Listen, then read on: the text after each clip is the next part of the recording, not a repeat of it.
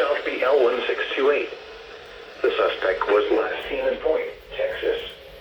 Law enforcement officials believe this child to be in grave or immediate danger. If you have any information regarding this abduction, call the Rains County Sheriff's Office at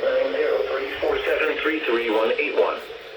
News media point of contact is Rains County Sheriff's Office at 903-473-3181.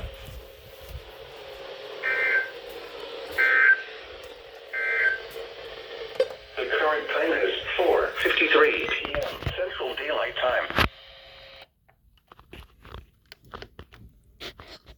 CAE.